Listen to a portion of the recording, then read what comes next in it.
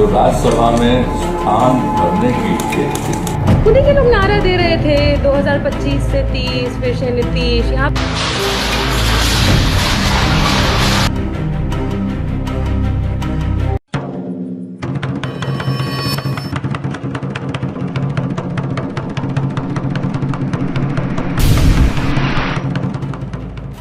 बिहार की राजनीति में एक ऐसा घटनाक्रम सामने आया है जो शायद भारतीय राजनीति के इतिहास में पहली बार देखने को मिल रहा है। बताया जा रहा है कि बिहार के मुख्यमंत्री नीतीश कुमार अपना पद छोड़कर राज्यसभा जाने का फैसला कर रहे हैं। तो यह भारतीय राजनीति का बेहद असामान्य उदाहरण होगा, क्योंकि आमतौर पर नेता राज्यसभा से आकर मुख्यमंत्री बनते हैं, लेकिन किसी मौजूदा मुख्यमंत्री का पद छोड़कर राज्यसभा जाना लगभग अभूतपूर्व माना जा रहा है। खुद ही के लोग नारा दे रहे थे 2025 से 30, फिर से नीतीश। यहाँ 5 साल छोड़िए, 5 महीना भी नहीं हुआ, फिनिश नीतीश। ऐसे होता है, राज्यसभा उनको जाना होता। बिहार के मुख्यमंत्री नीतीश कुमार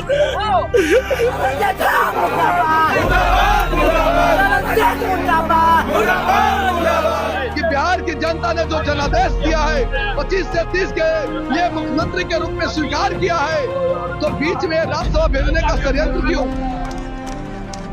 यही वजह है कि इस फैसले को लेकर राजनीतिक गलियारों में कई तरह की चर्चाएं शुरू हो गई हैं। राजनीतिक विशेषज्ञों का एक वर्ग यह भी मानता है कि बिहार में पिछले कुछ समय से सत्ता का संतुलन तेजी से बदल रहा है।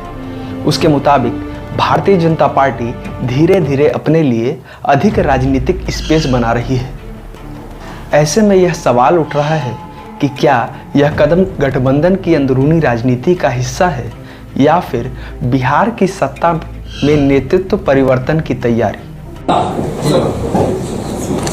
मैं नीतीश कुमार जो राज्यसभा में स्थान भरने के लिए अभ्यर्थी के रूप में नाम निर्देशित हुआ और सत्य निष्ठा से प्रतिज्ञान करता हूँ कि मैं विधि द्वारा स्थापित भारत के संविधान के प्रति सच्ची श्रद्धा और निष्ठा रखूंगा और मैं भारत की प्रभुता और अखंडता अक्षुण्ण रखूंगा। राजनीतिक बहस का दूसरा पहलू यह भी सामने आ रहा है। कुछ टिप्पणीकार यह तर्क दे रहे हैं कि जिन राज्यों में बड़े इंफ्रास्ट्रक्चर और कॉर्पोरेट निवेश की संभावनाएं होती हैं, वहां सत्ता के समीकरण तेजी से बदलते हैं। इस संदर्भ में लोग एकनाथ शिंदे के नेतृत्व में महाराष्ट्र में हुए राजनीतिक बदलाव का उदाहरण दे रहे हैं। साथ ही उद्योगपति गौतम अडानी के बढ़ते निवेश और राजनीतिक निर्णयों के बीच संबंध को लेकर भी चर्चाएं अक्सर होती रहती हैं।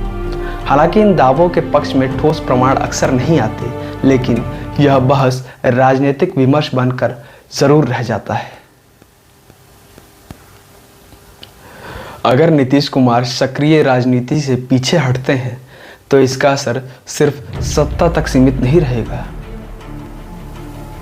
बिहार की राजनीति लंबे समय से सामाजिक समीकरणों पर टिकी रही है। कुर्मी, पिछड़ा, अति पिछड़ा और अल्पसंख्यक वोट बैंक का संतुलन।